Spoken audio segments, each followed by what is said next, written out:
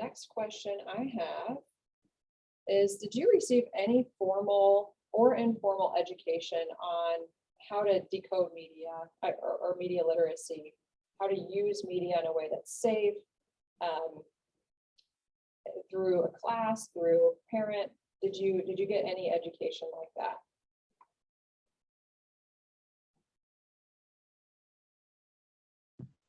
My mom has always really encouraged me to protect myself on the internet, and that kind of made me cautious whenever I was using it. But in terms of selecting my sources carefully, I think that actually came from school when I was writing research papers, and my teachers were instructing me to choose wisely on who I was following and who I was listening to.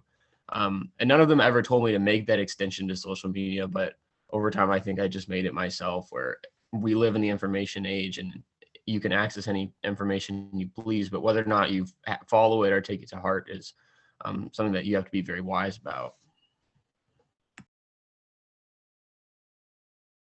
Thanks. So your teachers in high school did tell you about, this is how to know what a valid source is versus what anybody could have just written without any credentials or expertise.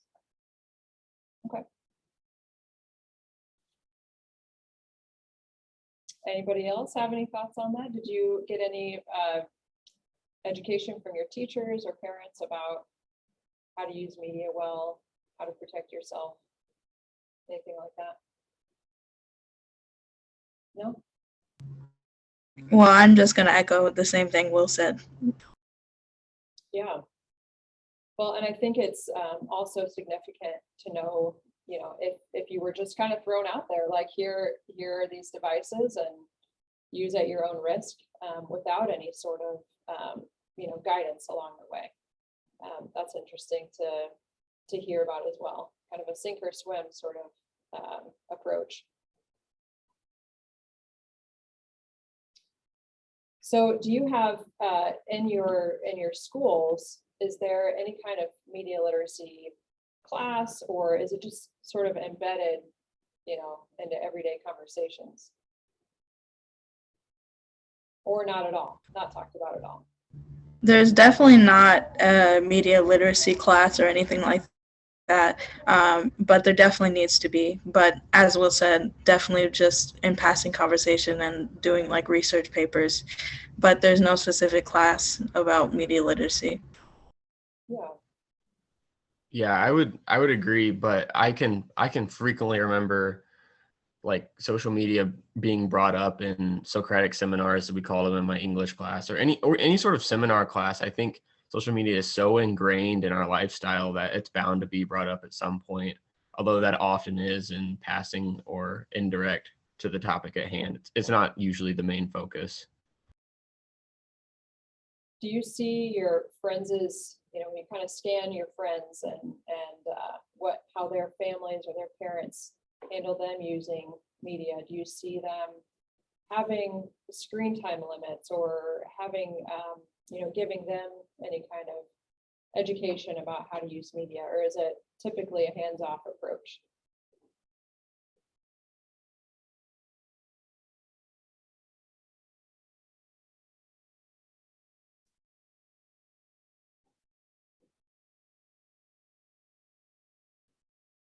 I can rephrase that question. That was too hard.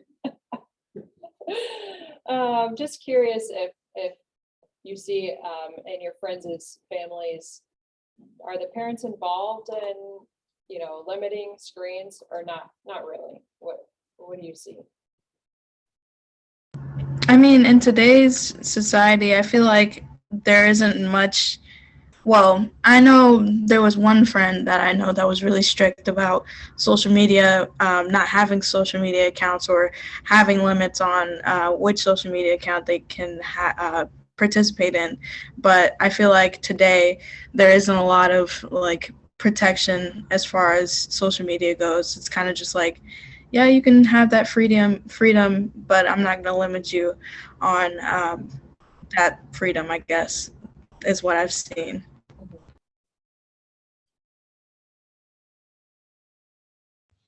Okay. I do have some friends whose families are really strict about it, but I think like I said, social media is so prominent in our lives. If you want to get around it, you can find a way. So I think that in the cases where limiting social media is most successful is actually when it was implemented by your own volition. Um, like if I wanted to, I actually have time limits on my phone, and I think it works because I have a password that only my friend knows. And similarly, I have the password to his phone, and that works for us because we wanted to limit our own social media use, but that was a personal decision that we worked together to uphold. And that helps keep it in place. Yeah, well, that's actually like a really good idea. Like, I don't know, growing up at least, like I know if like their parents opposed it, like they'd always find another way to get on there, like whether it's like the desktop computer, like incognito mode, or like someone else's phone. Like it definitely has to be like a self decision, I feel like, that no one can make for you. Cause in a way it's like an addiction. It's the only way you can get like better from like those type of habits, or like a personal thing. And they're usually not they're not as effective when they're enforced by someone else. So I agree. That's a cool idea though. Yeah, that's a legitimate way to stop yourself if you don't know the password. That's pretty good. So what do you, and maybe you don't have an answer to this, which is okay, but is there something that you wish someone would have taught you or helped guide you in regarding media? And I mean, that includes video games, social media, looking for sources, that includes all of these things and more. Is there something you wish that you would have had help with at an earlier age? Honestly, I feel like balance is one of the things that I wish I was taught. Even like social media, video games, any other type of media, there needs to be balance between digesting that media and living your actual life, going to work, going to school. And I never really got that sort of lesson. And it oftentimes, as I said, I did go through that depressive episode where I was just digesting media all the time, and negatively impacted my mental health. So balance is definitely one of the things that I wish I was taught, on how to digest media without it taking a lot of energy away from you, or digesting media and also leaving time for yourself and leaving time to go to work and school and focus on other things that are important to you and necessary. Well said, thanks. I think I wish I would have gotten into it a little bit more slowly. So I wasn't allowed to have a phone until freshman year of high school. So once I got it, it was kind of like boom, and I could download whatever I wanted. And so I got onto social media, and I, like a fool, I just started posting whatever I wanted on Instagram. But there are certain unwritten rules to social media that you don't know at first. So I just seemed kind of dumb and not very well read when I was posting like selfies on Instagram. That just didn't, they weren't it wasn't like a formal photo shoot or any, they weren't great pictures, to say at the least. And today I would be embarrassed if I had posted something like that. Yeah, I definitely look back and cringe at my younger self too. It's like, what, you had the internet that young? But I feel like we do that like with all versions of ourselves as we grow. Even now, like stuff I posted a year ago, I'm kind of like, oh, maybe like I could have phrased that better. I don't know. I feel like there's always improvement. But yeah, I got a phone at like 12. Thankfully, like I didn't have social media yet at that age, but like the stuff I had just on my own accord, like just looking at it, I'm like, oh. But yeah, I can really relate to like what Will said for sure and agree with it. Yeah, I think that's valid, Carly, where you say, that goes for all forms of life.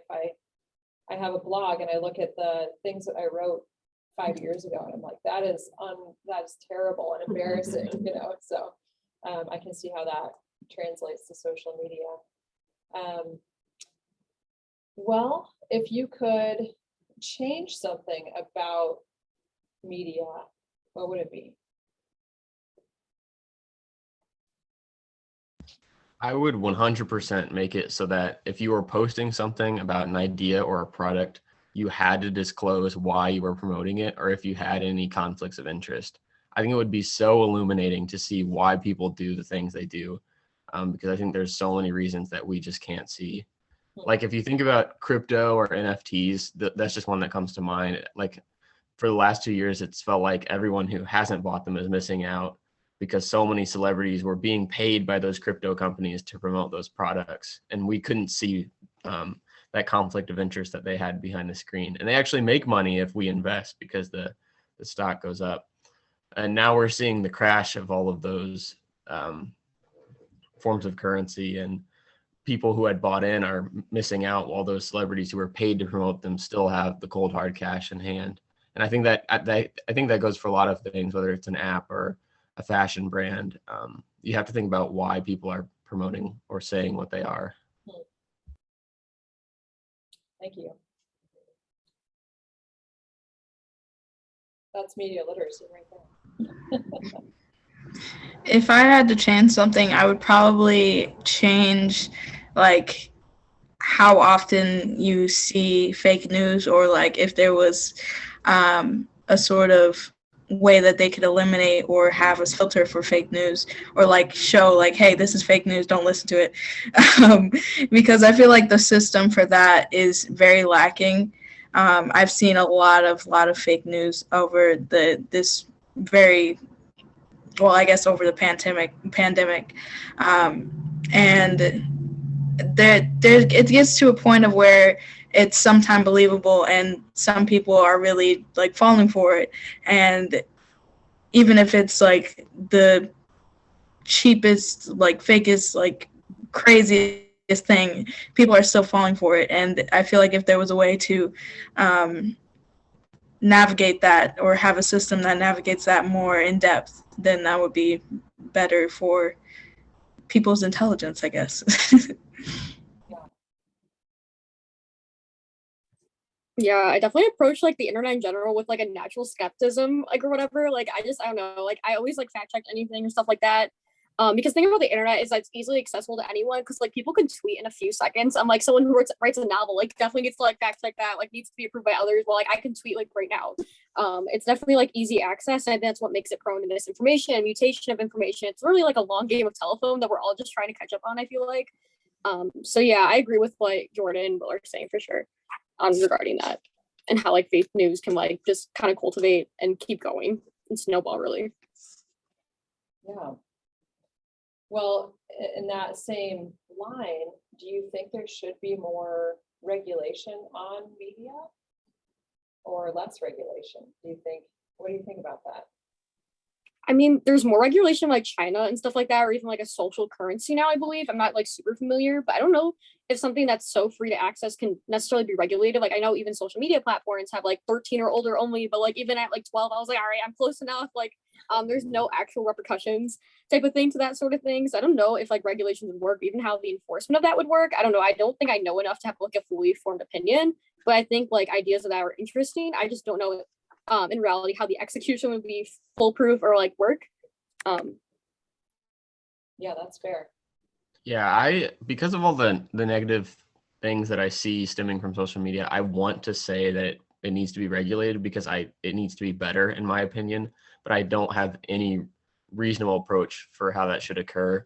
And I think that if we regulate it more, then we toe the line between sort of two ends, which is freedom of speech and fake news. If it's not regulated enough, we end up with fake news and bots running social media platforms. But if it is too tightly regulated, then we see the people crushing free speech, which is sort of happening on Twitter right now a little bit.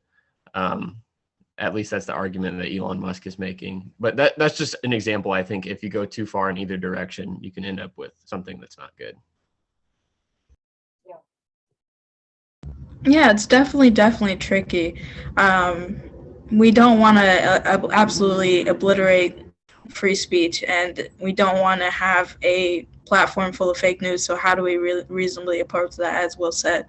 I definitely don't have anything for that, but I'm sure there's somebody out there with the greatest mind that can just, regulate that. But we don't know. We don't know for sure.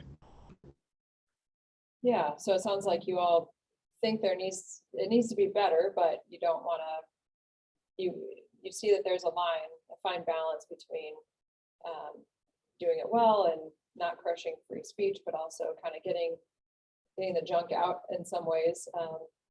So yeah, well, I'm going to move on to a different kind of youth be heard focused questions next, but I just want to pause and see if anybody has any questions from the audience about you know, the things we've been discussing so far. I just really want to see what they did, like their production. Oh, see the work that they've Yeah. done? Well, I will show, Will has written several pieces for Youth Be Heard, so I have a couple slides just to show what those were. Jordan and Carly are both very talented poets. So I would I, not like if it's fine to hear each one of them read at least one poem. that they did. Oh. That would be cool. I didn't ask them to do that, so I don't want to put that on either one of them, but if you happen to want to do that, Jordan or Carly, you are welcome to. Sorry, I didn't hear what he said. Yeah. He's interested to hear your work, if you have any poetry or something you've written that you would like to share. And I apologize that I didn't ask you to do that ahead of time, so it's up to you. Don't feel any pressure. So I'll check in with you kind of the last 10 minutes or so and see if that's something you want to do. Unless you know right now, yes or no.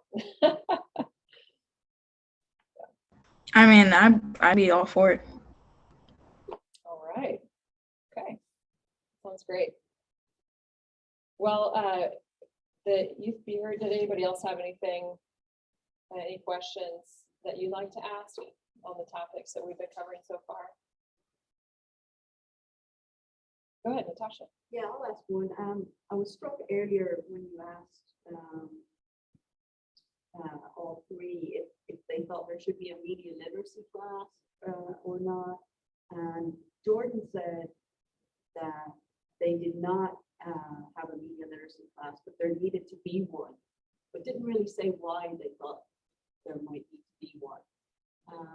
So I was just interested if Jordan had further thoughts on that, why they thought media literacy might be important as a class in school. Did you hear that question, Jordan? Yeah, for sure. I'd be happy to answer. I feel like media literacy is definitely important because I am definitely a believer of there needing to be news that is valid, like that can be proven to be true, news that is accurately reported, news that is just, good news instead of fake news. Because as I scroll through social media, as I said, I get most of my news from social media, and I see a lot of the news are fake news, and you can just tell by the wording from it being opinionated, from it there being a lot of bias within the news, from there just being absolutely just incorrect news in general. And you can just do that by one quick Google search. I love to fact check all of the things that I see on social media just in case I fall into the trap of fake news, I guess. So if there was a media literacy class, we can definitely teach others about how to spot a well-documented research paper or anything that you see on social media or even in video games, and how that can impact your mental health, how that can impact how you see the world. I just feel like there's a lot of misinformation that gets thrown around, and that can definitely lead to people forming these biases and forming these incorrect, in my opinion, incorrect biases. So the media literacy class would probably be the best thing that I can see for interpreting and decoding media. Thank you. Natasha teaches media literacy, by the way. Thanks for that, Jordan. I'd also like to add that I think a class like that would definitely be beneficial because kids are born into the information age without asking for it. And traditionally, they're not equipped with skills to navigate that, that they don't acquire through like bad or good experiences. So I think it would be helpful to sort of learn the rules before you find out about them in a way that hurts you.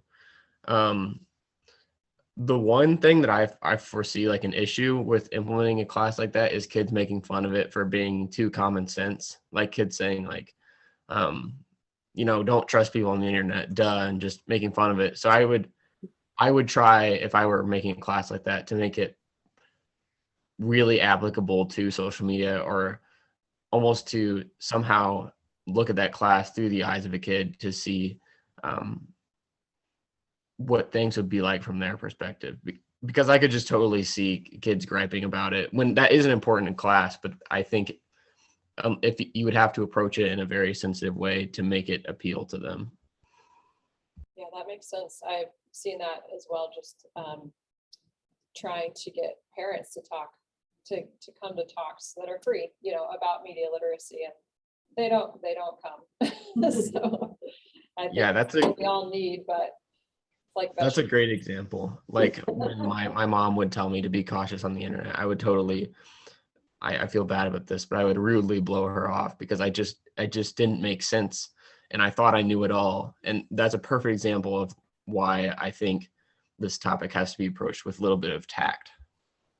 Yeah, I think worrying about like anything for your parents, especially as a teenager, is definitely like a barrier to get over. Like, I don't know, if my mom were to tell me like stranger danger right now, I'd be like, okay, whatever, type of thing. Like, but I guess like learning on a peer level, or like, I don't know, more in like a community sense rather than like, I guess more lecture based, or like because I told you so type of like mentality. I definitely think like that could be like a better approach to it than having your parents do it, I guess. I don't know.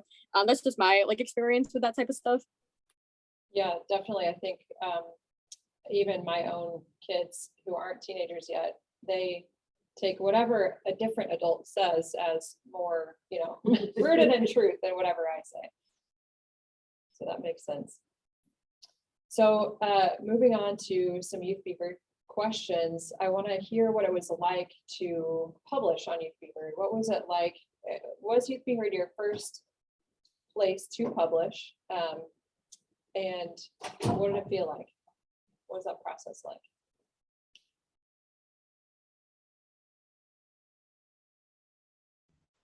I would say it feels wonderful. I'm a hobbyist writer and I like to write, but it is nice when you have like a goal or a place to have all your work collectively, and it stays there so you can go back and look at it later, but it also means that it's publicly visible. So you have to work on things to the point where you're proud of them and they're ready to go. And I think it really is rewarding to work on something and then publish it and just have it there. And that I enjoy that feeling a lot.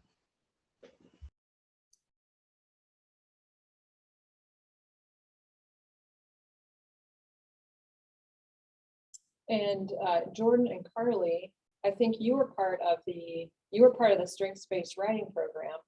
So you weren't necessarily publishing on Youth Be Heard, but you were preparing your work. You were taking a deep, so the strengths-based writing program, as a quick overview, it's 6 to 8 week session where we spend an hour and a half each week working as a small group through kind of the writing prompts that help us restructure our thinking, think about our self-worth. We have prompts. One of the prompts, for example, is write out all the compliments you've ever received. And then we turn that into poetry, and recognizing in the field of social work that so often we are a deficits-based society where we only focus on what's wrong with us, what's negative about us. And I'm all about, boosting self-esteem so we keep anxiety and depression out of us. So the strengths-based writing program is about recognizing, identifying those strengths, sitting with those, letting those actually, helping us to believe those about ourselves. And we use writing to help draw that out. So that's what Jordan and Carly were part of. Do you want to talk a little bit about your experience in the strengths-based writing program?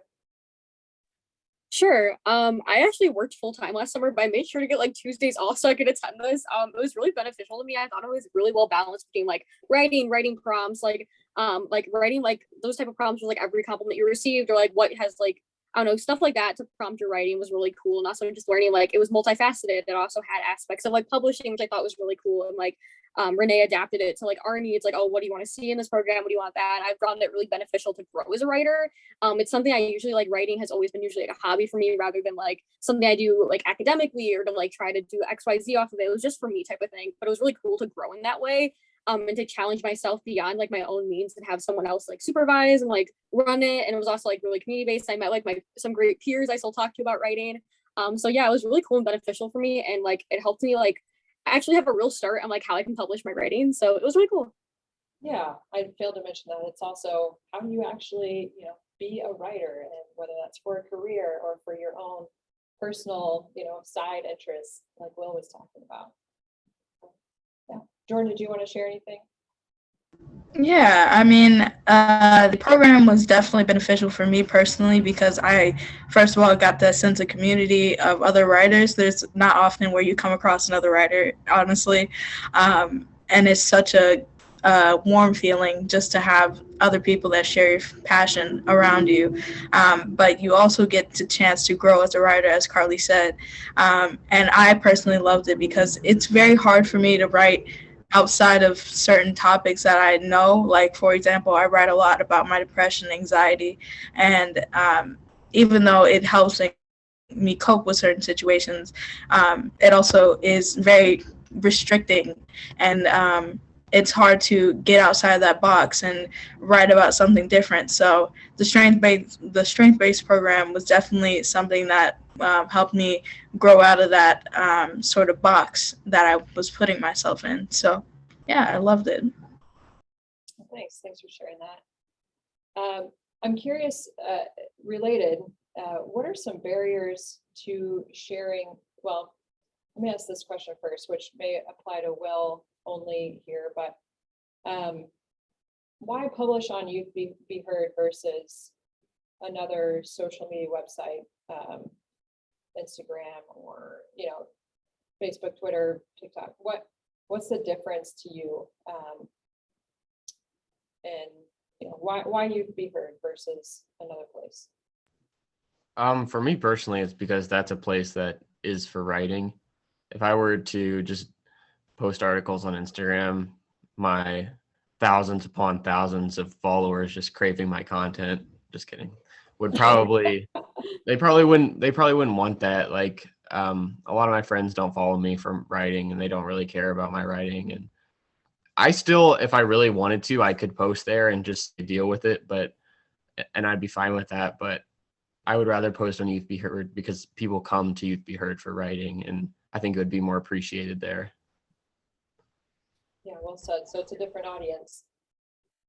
I feel like also, I haven't published on Youth Be Heard, but I feel like if I were to publish on Youth Be Heard, it's it's more trusted in a sense. I also love that they're advocating for youth creativity, and so that aspect would push me to write more and try to publish more. But rather on social media, like Will said, they're not really coming there for writing. Also, it's just more dangerous to put your work out on social media, and a more trusted platform like Youth Be Heard would be more preferred because people are constantly trying to steal your work, constantly trying to sabotage you, and again, repost your work without your permission or steal your work or anything like that. So I feel like just first of all, trying to support,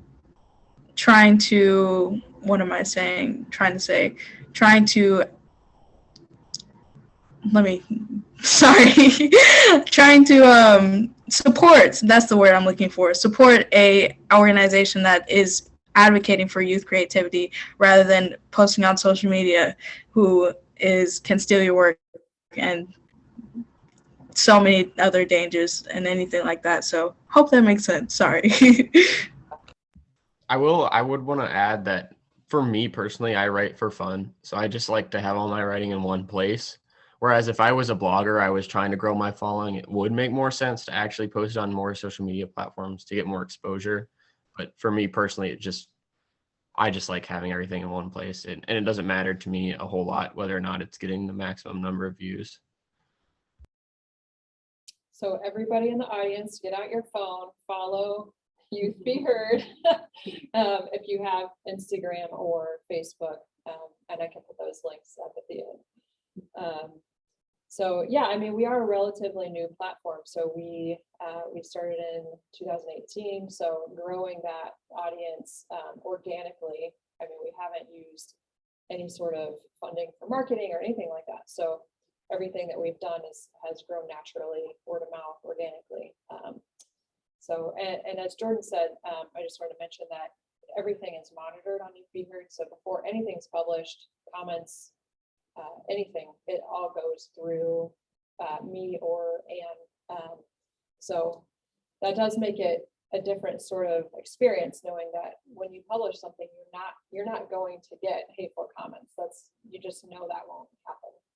So, well, thanks for sharing that. Any questions about? Oh, go ahead. So I have an assumption how we'll learn about Youth Be Heard, but I'm wondering about Carly and Jordan. How did they get to connect, or what was their process? How did they find Youth Be Heard? Go ahead. Would you mind sharing that, Carly and Jordan? Could you repeat the question, please? He wondered how you found out about Youth Be Heard.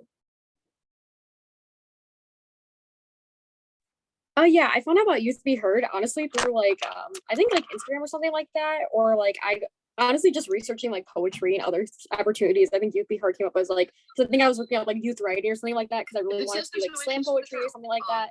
That's how I found it. Right. So you. Yeah, I also found Youth Be Heard through Googling very intensively about writing programs and way to share my poetry and things like that. So yeah, and it was the best decision that I ever made. We came up on an organic search. Oh, that's great. Thanks for sharing that. Yeah. They're all three are in Illinois, right? No, Jordan is in Atlanta. Oh, okay. Will is in Illinois, but headed to North Carolina, South Carolina, for college. I can't remember. And Carly is in Illinois, in Chicago area, right? Oops, sorry, I was having a hard time unmuting myself, but yeah, suburbs, yeah. Yeah. So we publish work from, it really started with Illinois because it was word of mouth. I worked at a East St. Louis high school, and that's where I started the strengths-based writing program. So it kind of grew from there. And now we have youth submitting work from all over the world. We've had Egypt, India, Canada, and so Spain, but predominantly in the United States. So, but that's really neat to see. So I'm going to just show you quickly, Jordan, if you want to look for something to share, I'll just show a quick, and Carly as well. I'll show a quick clip of what Will has written. Got that. Yeah, if I just type in Will Lieber here.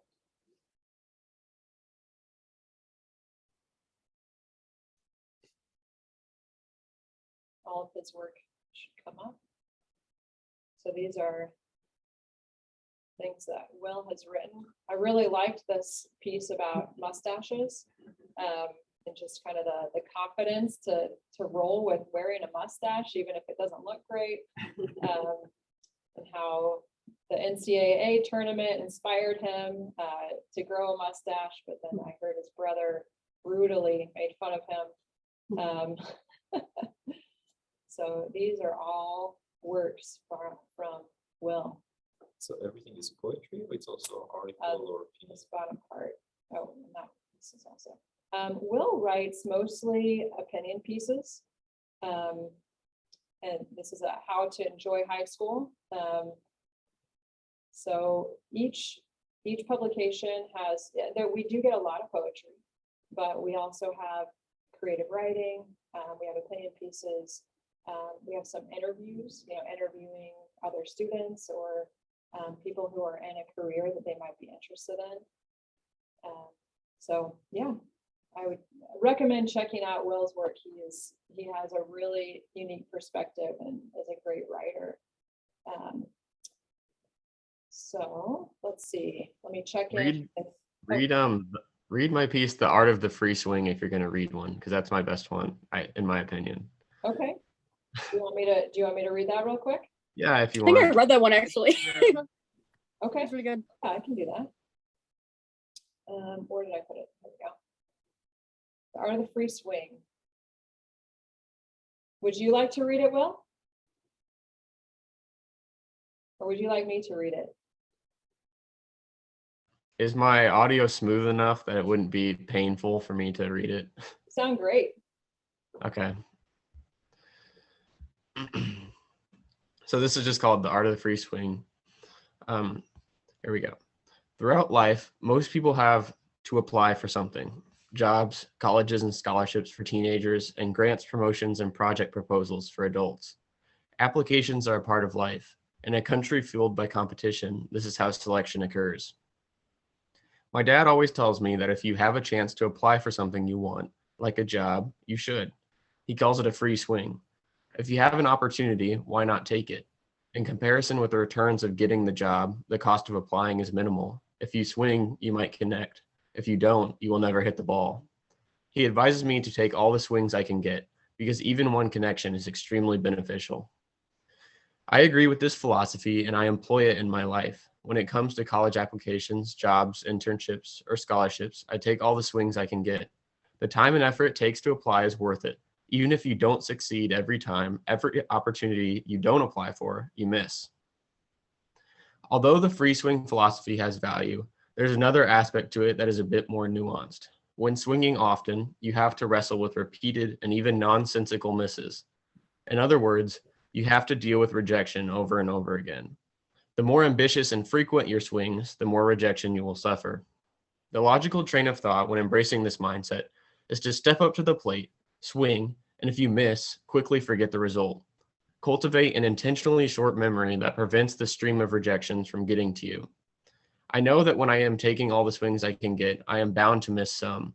However, this does not negate the sinking feeling I receive when observing yet another R in my application portal, or another email beginning with "though your resume and accomplishments are notable." Especially when a particular pitch is extra important to me, or I repeatedly struggle to make a fundamental leap in my career, I can't help wondering what is holding me back from a success. I am already my harshest critic, and when nothing seems wrong with my application, I question what more I can do to improve. The trap this repeated rejection can lead to reminds me of learned helplessness. A child who repeatedly performs poorly on exams, even after studying, begins to believe that nothing they do matters. They begin to credit their struggles to an outside source and resign themselves to the perceived lack of control by no longer studying. They keep failing their exams and become the realization of their own prophecy. Through their seemingly unchangeable failure, they take on a sense of helplessness. Learned helplessness is a trap. It is a mindset that will keep you from succeeding. Sometimes it is important to grieve failure, but after that, the journey forward must continue if your goal is to be realized. One step to avoid learned helplessness is simply observing its logical fallacy. Though external factors could be influencing your application, they likely aren't. At the end of the day, the only thing you can control is your actions. If you can volunteer to gain experience, revise your writing further, or build your resume more, do so. Do not waste your time and energy worrying about what you can't control. On top of that, when dealing with rejection, I think it's important to acknowledge your own intrinsic worth. You are not defined by 1, 20, or even hundreds of rejections. Remember who you are, an intelligent human being worth far more than what employers or schools could ever judge through a measly application. Never let them define your worth. Although rejection pushes us towards frustration with ourselves and the systems we apply for, we must remember that we cannot revert to the thinking that nothing we do matters.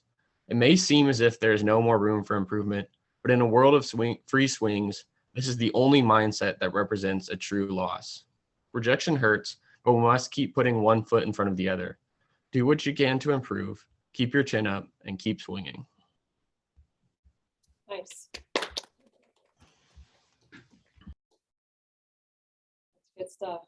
I remember somebody saying to me, you know, if you submit your writing and you get rejected, same day, submit it somewhere else. You know, of course, take the feedback, you know, try to improve it, but don't sit on it. So I needed this encouragement. Well, thank you. Jordan, do you have a poem you'd like to share? Yes, I do. Right. Can y'all hear me okay? Okay, awesome. Oh my God, I'm getting nervous. Okay, this poem is called Hush. I wrote it back in 2021. I wrote it after, well, I always like to give a little brief beforehand, but I wrote it while I was hearing at the mall, and somebody told me to be quiet because I was being too loud when I was really just being myself. And I felt like it was an act of racism, but that's my brief. Okay. People say I talk too loud. My voice echoes in a room filled with thousands of people bustling in an ocean of noise. My voice bounces across the walls and into the ears of unsuspecting peers, never flustered and never scared. And every word I speak comes the beat of the African drums and the stomping of ferocious feet. My smile tells a short story. My giggle begs for more. My laugh is a melody to my never-ending song, and I could turn down the volume or zip it shut, but my spark never dies, and my fires stay ablaze. My ancestors' cries touch the back of my throat and push out every single syllable for all the times they had to suck it up and take every scar for what it's worth. Silence was never an option. Silence was an obligation, a necessity to survive in a time where Black people were obedient animals that had to shut up and listen. I rise for all the women who were told to sit there and look pretty, who were told their only purpose was to provide for their family. I rise for all the times I thought my voice didn't matter, that I was one person in 7 billion, and most of all, I rise for the unspoken who are afraid their voices will falter as soon as words reach the tip of their tongue. I'll never stop howling, shouting into the rooftops until I can't shout no more. So when you say I talk too loud, maybe you're just being a little bit too quiet. Thank you.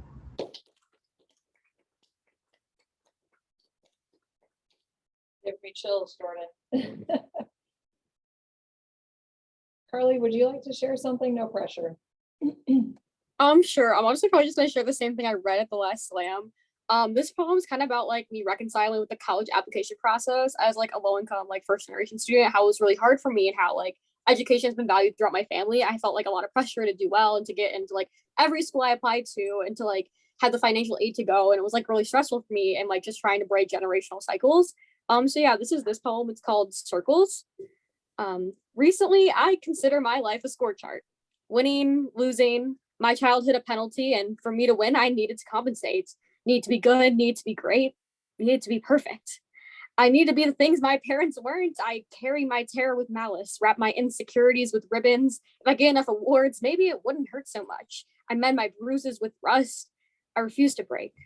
I don't want my life to feel like last place. I decorate my body with punishments, painting my skin with bandages. My body is a canvas, but not the type that museums like.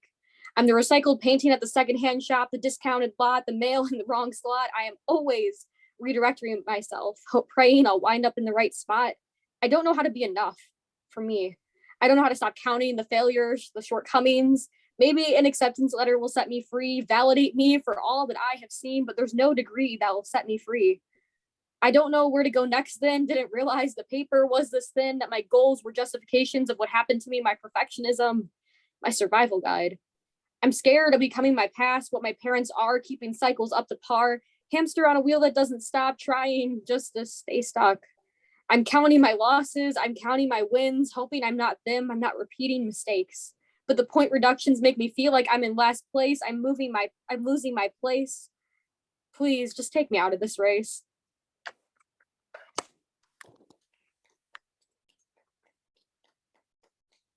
Love what you both just read.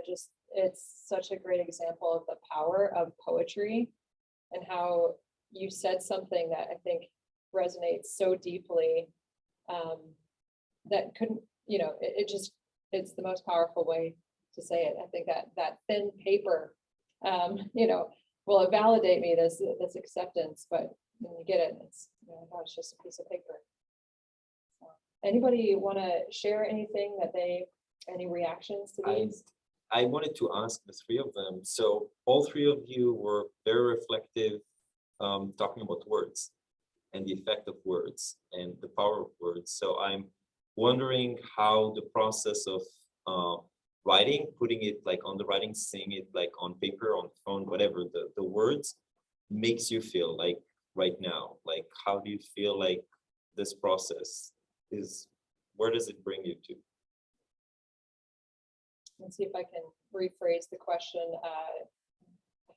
So how does the process make you feel of writing it, of speaking it, Yeah. using the words to taking this emotion and putting it into words, these thoughts? Or even right now, like, how do you feel now that you share that out loud to a crowd of strangers looking at you in a computer? Yeah, how does it feel to share that? So for me, I think all of us, there was an event or a series of events that inspired these pieces. And when I'm reading it to you, I feel that conviction a little bit, and I feel that experience. For me, it was applying for just so many jobs and applying to so many colleges and putting myself out there over and over again and dealing with those feelings of, the elation of victory and the trenches of sorrow and failure. And when I'm reading that, I'm reliving that a little bit, and it's sentimental in a way to look back on that moment, how I felt when I was writing it, but also all of the experiences that culminated in that piece of writing. So I would say when I'm reading it, I'm reliving it a little bit. Yeah, I can see what Will is saying. For me, I guess it's like finding words to just like reconcile with what I'm feeling. Because in that moment I literally applied to 27 schools, and I remember just feeling so stressed. It's like, I remember one day I got literally 8 decisions and like 7 of them were rejections. So I definitely like understand that feeling. It's just like I didn't know how to like cope with it, and just like I found it as a way to connect, because like people who find themselves in my words, I'm like, okay, like I feel less alone in that, like feeling related to. Definitely it helps me like come to terms with what I'm feeling and like how I can heal from it. Just like having it outside my head has definitely been beneficial. The irony of that piece is I'm still not happy with it. But it's there. It's not meant to be perfect. My writing's just meant to be there, type of thing. And of course, like I proofread, I rough draft, but for me, it's more just like the community I find in my writing, for sure. That's why for sharing it is so important to me. Of course, art is art, whether someone sees it or not. But for me, like just having other people read it and other people like, dang, I relate to that too, has definitely been the best feeling for me, and like what I benefit most from my writing and like publishing and sharing that. For me, when I'm writing, I always feel heavy, like my body is tense, and I need to relieve myself from this heaviness. And usually it ends up working. Poetry is my coping strategy. But when I'm reading it to other people, it kind of makes me feel raw and like real. And like, this is my life, this is my words, these are the things I'm trying to speak out. And I put my everything into speaking out and trying to have people feel the same amount of pain, the same amount of heaviness, the same amount of joy, the same amount of feelings and emotions that I put into this poetry. Even though it's very nerve-wracking, it's very relieving, it's very special to me. Yeah. You're all really good at identifying your feelings. That's something that people go to therapy for a long time. Yeah. Any other questions? Thoughts? I think we might have lost Carly. But can I make a comment? Yeah. I don't have a question, but I just like to thank all three of them for sharing their work and their experience. I think it's really valuable. So thank you. Thank you all. Yeah, I really feel like it's Youth Be Heard's honor to be a platform to share your work. There are so many talented youth out there that don't, that's why we're here, to be a platform so that your talents and thoughts and experiences and art can be seen, because the last thing I want is it to be stuck in a notebook and you know, not inspire like it just did today.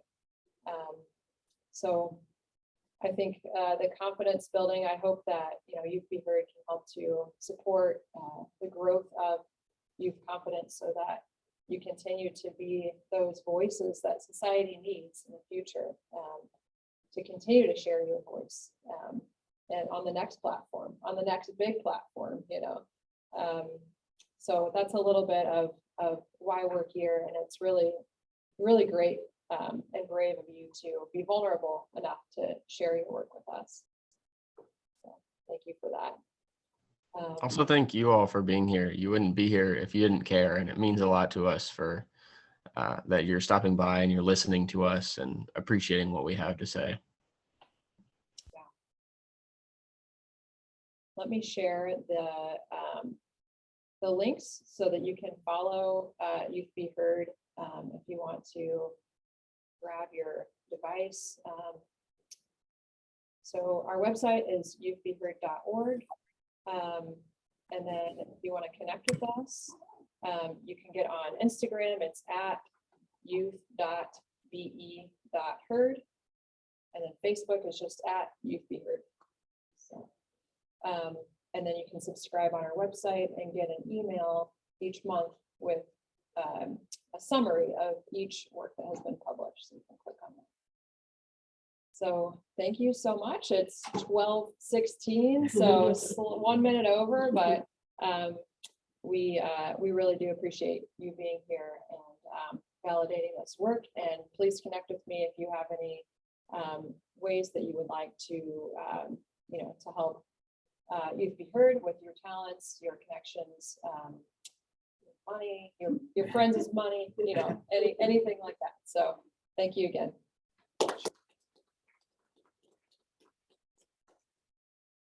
Thank you for taking the time to be with us and share your work. Thank you. Well, I guess I'll dismiss from here. Will, Jordan, Carly, it's great to see you. And I hope to connect soon. Email me with any questions that you have, any thoughts. So let me take this camera off so I can. You go to the video and then it will revert to this. Oh, Yeah, okay. I can do that. Oh, I think I know what you're saying. Yeah, That one I you should. just change it to the integrated. Yeah. Yeah. Got it. Now I've got my widescreen going here. All right. Good stuff. Thanks for coming. Sure.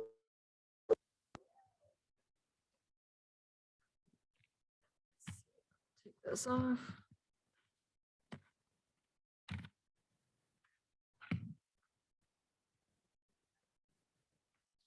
I just wanted to show my face and say thanks again.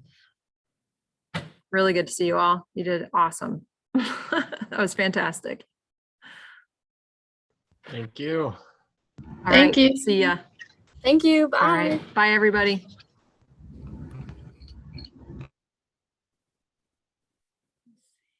Stop recording.